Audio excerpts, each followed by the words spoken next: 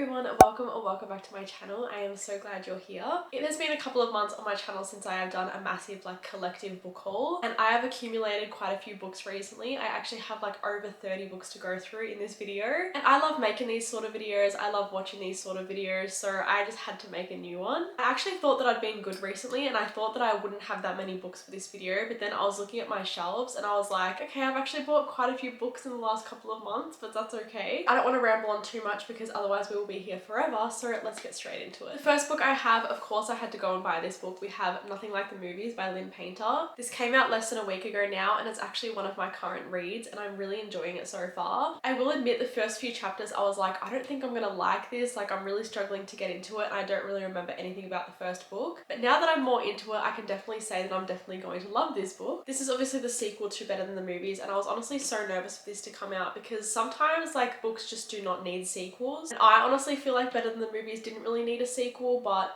I'm excited to see where this book goes. Next up, I am so excited about these. This is the deluxe editions of the Hunger Games series. I believe the company that did these are Scholastic. I actually did read a couple of the Hunger Games books when I was a lot younger. I think I read 2 or maybe 3. But now that I have these, I'm so excited to reread these books now as an adult because I feel like I will love them. I love the Twilight movies and I love the Hunger Games movies. They're 2 series that I could just rewatch over and over again. So this is the first book. This is just the Hunger Games. I just love the detailing in these editions. It's just got the Mockingjay on the front obviously, and then each book has a quote on the back. So this one is winning will make you famous, losing means certain death. Then we have the second book, which is Catching Fire. I love this one. The coloring is stunning. Quote on the back of this one is Katniss Everdeen survived the Hunger Games, now the Capitol wants revenge. Next up we've got Mockingjay, which honestly is probably one of my favorite of the movies. The quote at the back, such an iconic one, if we burn, you burn with us. And the Ballad of Songbirds and Snakes. This one is gorgeous as well. This one says ambition will fuel him, competition will drive him, but power has its price. And I know there's a 5th Hunger Games books coming out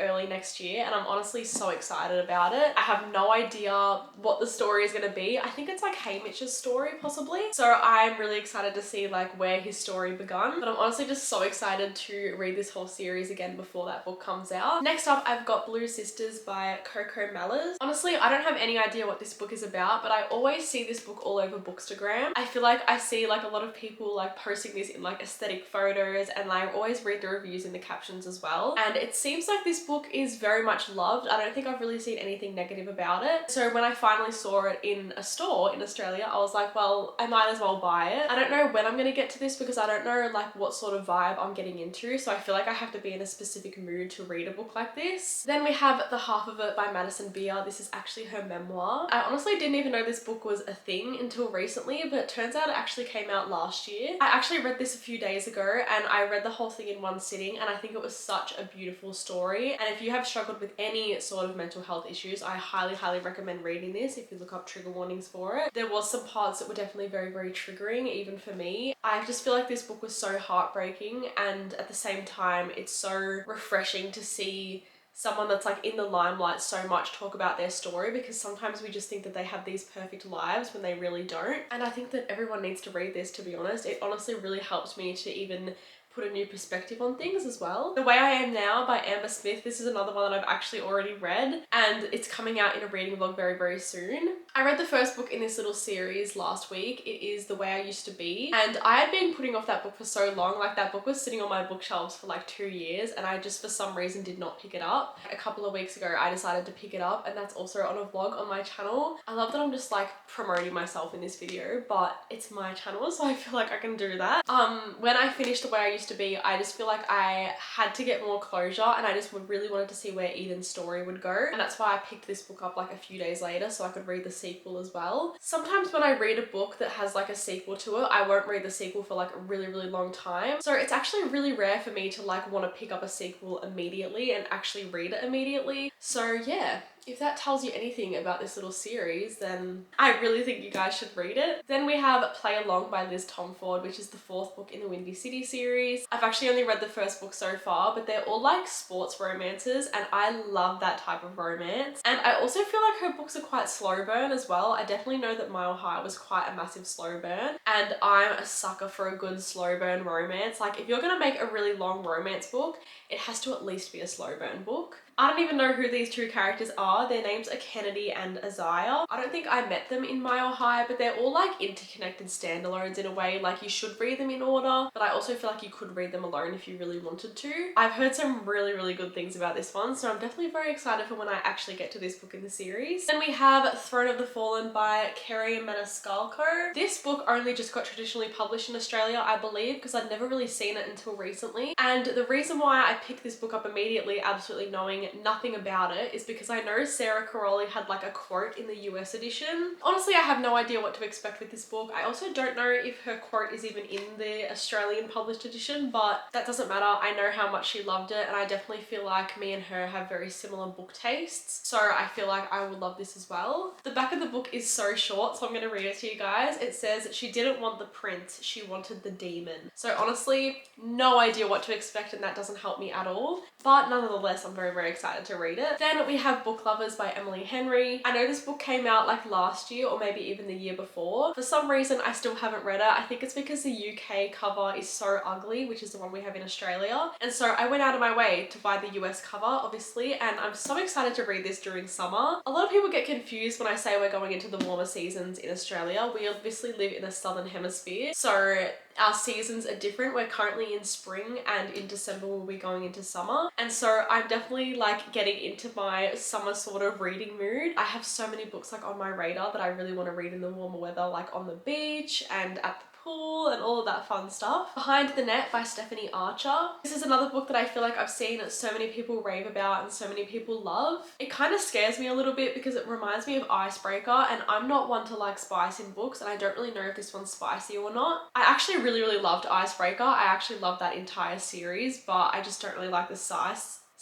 I just don't really like the spice aspect of it, so I'm a little bit nervous for this one for that reason. But I feel like I'll really like this. Like I feel like you can't really go wrong with just a cute little rom-com. I believe this is like part of a little series as well. I don't know if there's any more than like 2 books out in the series, but I love getting into like new interconnected standalone series. Then I got this edition of Harry Potter. I just was randomly in a store one day and I found this. I only paid $10 for it, and it's in like perfect condition, and I recently read the whole Harry Potter series for the first time, and honestly, like I love it so much. Like I understand why people love it so much. I understand the nostalgia, and I just had to buy this book when I saw it. So it is the Harry Potter and the Philosopher's, I cannot speak today, Harry Potter and the Philosopher's Stone 20-year anniversary edition, and I believe there's like a colour of these books for each house. So this is the Gryffindor one, and the whole book is just red. The sprayed edges are red, but the pages aren't actually red themselves, which I like. But yeah, I just thought this was really cool, so I just really wanted to buy it. Then I bought 2 thrillers from Natasha Preston. So we have The Haunting and The Island. I actually recently read The Island, and something that I've noticed about Natasha Preston's books is that the twists never really add up at the end, and you're kind of left with a lot of questions at the end, and that's something that I despise in thriller books. So even though I enjoyed my experience reading this whole book,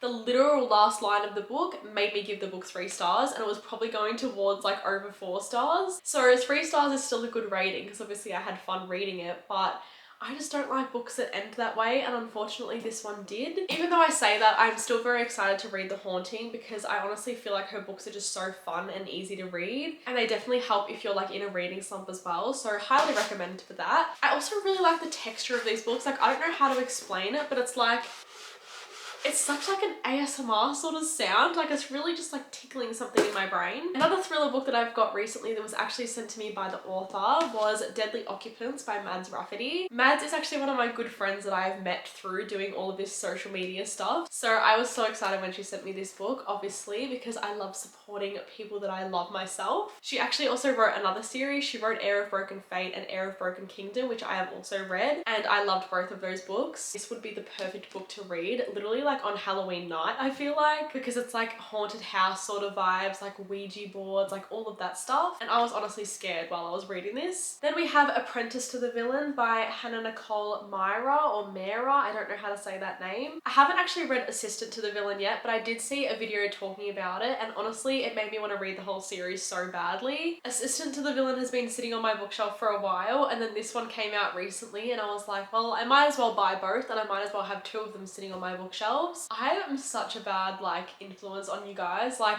I know a lot of people like will like read the first book in a series to see if they like it before buying the rest of the series, but no, I always commit and buy the whole series. So I'm definitely not a good influence in that way, but that's just how I like wasting and spending my money, to be honest. I feel like that's pretty clear by the fact that like I do massive book hauls like this like every couple of months. Anyway, the next books that I've bought recently is the rest of the Lunar Chronicles by Marissa Meyer. So I recently read Cinder, which is the first book in this series, and I'd had that sitting on my bookshelf for quite a while, and I actually loved that book so much. I was a little bit nervous because it's following like a cyborg, and it's like very loosely related to the story of Cinderella. Like it's not much at all. It's kind of just like the evil stepmother and stepsisters sort of vibe, but other than that, like nothing really matches that much. But I loved it so much. I literally gave it 5 stars. Like it was my only 5-star read of September. And so I bought the rest of the series immediately. So we have Scarlet, which is the second book, Cress, which is the third book, and Winter, which is the last book. And it is also such a chunky one. Like it's literally like over 800 pages. Definitely nervous to go into this one, but I'm still very excited. Okay, the next book I have is another new release, and that is Daydream by Hannah Grace. I feel like there's a bit of a theme here. I've actually read quite a few of these like new books that I've bought. I've actually read this one as well, and I was so pleasantly surprised by this. I'm not going to talk about it too much because I did read it this month and I want to talk about it in my wrap up more in depth. But if you are an acts of service girly like me, I keep saying this, but truly like this is a perfect book for my acts of service girlies, because Henry is just like the perfect book boyfriend. I feel like we all knew he would be based on like the rest of this series, but I sort of went into this with low expectations because sometimes when authors release a book for a character that we all want, they sort of like mess it up. I loved this so much. I think this was incredible. Then we have A Photo Finish by Elsie Silver. This is like the second book to an older series that she published. So I bought the first book, which I don't even know the name at the top of my head right now, but I haven't read the first book yet, but this is the second book. It is called the Gold Rush Ranch series, and I know a lot of people have mixed thoughts about it because it was one of her first series, and obviously like writers seem to get better as they keep writing. So it might not be as good as like the Chestnut Springs series or the Maple Hills series, but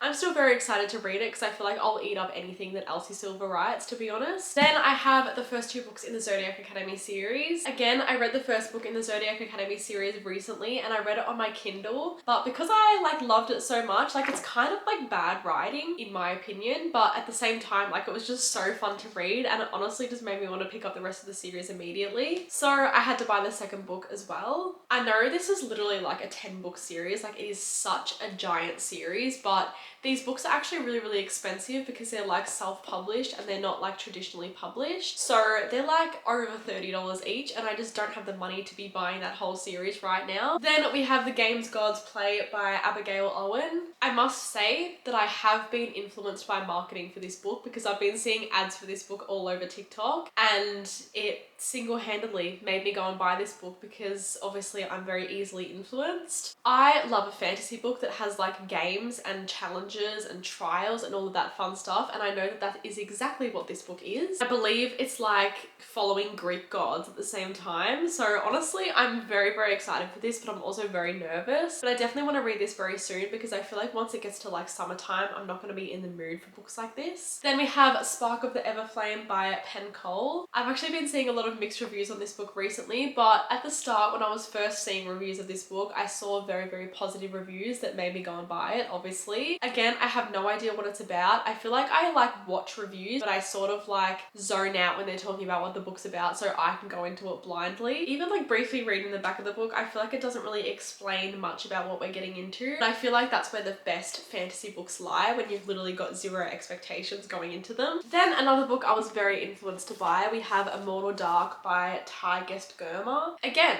I have absolutely 0 clue what this book is about or what I'm actually getting myself into. It says, it's a tale as old as time, bloodthirsty vampire, innocent maiden, except this maiden isn't so innocent. This maiden is a murderer. Like, does that not sound interesting? Does that not want to make you pick up the book immediately? Because I know it makes me want to pick up the book immediately. And I saw a couple of people talking about this, and again, I went to buy it straight away because I'm so easily influenced by people, and I hope that it doesn't disappoint when I actually read it. Okay, I have a few more books to go. The next 2 books are from my Fairy Loot subscription for October or September.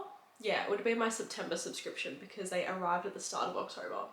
So I think that would be September. I have a box where I get the adult book and the YA book because I did have the YA box where I was getting like the other items with it, but I just feel like it wasn't really worth the money and I would prefer to get 2 books rather than like spending money on literal junk most of the time. So the first book, I don't know which one the adult book is and which one the YA book is, but the first book is The Gods Below by Andrea Stewart. This is what it looks like. This edition is so gorgeous. Like, I've never heard of this book before and I was honestly very excited when I opened this. This is what the artwork looks like on the inside, and then this is the naked hardback. Like, try to tell me that this isn't absolutely stunning. Also, like the reversible dust jacket, like that is absolutely stunning. Like, I might have to reverse it and put it on my bookshelf like that. Then the other book that I got in my subscription was The Dagger and The Flame by Catherine Doyle. I believe this is like a new release, and I've actually seen a couple of people talking about this one now since I received this, and it's made me a lot more excited to read it actually. It says, in a deadly game of revenge, the most dangerous mistake of all is falling in love. So I feel like this is another fantasy with games and trials. Again, like I said, that's one of my favorite things in a fantasy book. So this is what the cover looks like. The sprayed edges, so stunning. Again, with the gorgeous naked hardback and the reversible dust jacket. Like, Fairy Loot honestly like always slays their books. I probably have like 15 to 20 different Fairy Loot books on my bookshelves now. Like, maybe if I didn't buy so many I wouldn't be so broke. Okay, we have 3 more books to go, and these ones were actually all gifted. So the first one is Wild Eyes by Elsie Silver. This is also my current read, but I'm actually listening to this one as an audiobook. This one was sent to me by Hachette, so thank you Hachette for sending me this book. I actually read Wild Love recently as well, and I was very pleasantly surprised. I actually loved that book a lot more than I thought, and so I was very excited to go into this one as well. Even though it's already out now, I did receive this as like an early copy, but I never really read them early because I always just have too many other books on my mind, and I'm a massive mood reader. But I'm about halfway through the book right now and I'm actually really enjoying it, probably more than Wild Love, to be honest. Then I have this book called A Tribute of Fire by Soraya Wilson, which was sent to me by Soraya herself. So thank you Soraya for sending me this book. Again, this sounds absolutely amazing. When she sent me like an email with the synopsis of this book, I was like, okay, I do want to receive a copy of that. Like, that sounds great. So it says, there is only one rule: survive. There is only one way to win: run. There's like a lot of writing on the back, so I'm not going to read all of it, but the last paragraph says, the tribute game is on. It's up to Leah to lift the goddess's curse, restore Locris to its former glory, and change the fate of every young woman destined to follow in her path. Like, I love a powerful female character, and I feel like this book is definitely going to give that vibe. And the last book we have is a book that was sent to me from Penguin actually, and this is an ARC. A very special edition to have. Like, I love receiving ARCs, and honestly it makes me so excited and so giddy. This one is called Cruel is the Light by Sophie Clark, and it was sent by Penguin. So thank you so much Penguin for sending me this book. I'm gonna read the back of the book to you guys, which is actually like in the front cover for this edition, but it says, a brutal war between demons and humanity has raged across Europe for over a century. At its heart are 2 elite soldiers, Celine Alivar, a powerful exorcist trained at the prestigious Vatican Academy, and foot soldier Jules Lacroix, unrivaled in battle. When their paths cross, despite initial distrust and unwelcome attraction, Jules and Celine discover a terrible secret at the heart of the holy Vatican city. Soon Jules is forced to question everything he's ever known, including himself, and Celine, unable to ignore her growing feelings for Jules, must make an impossible choice between love and duty. I love a good YA romantasy. I know I'm going to eat this book up, and I'm honestly so excited about it. I hadn't heard anything about it until it showed up at my doorstep, but as I just said, I'm very excited about it. It sounds incredible. But that was the last book for this book haul. I honestly feel like I have so many good books on my radar, and I have been reading so much recently. Like, we're only like just under 2 weeks into October and I've already read 9 books. Like, I am going absolutely crazy this month, but I've been in a reading slump for like most of this year, so I'm so glad to be finally out of it, and I am very excited to read all of these books that I haven't read yet. But with all of that being said, thank you again so much for watching, and I hope to see you in my next one.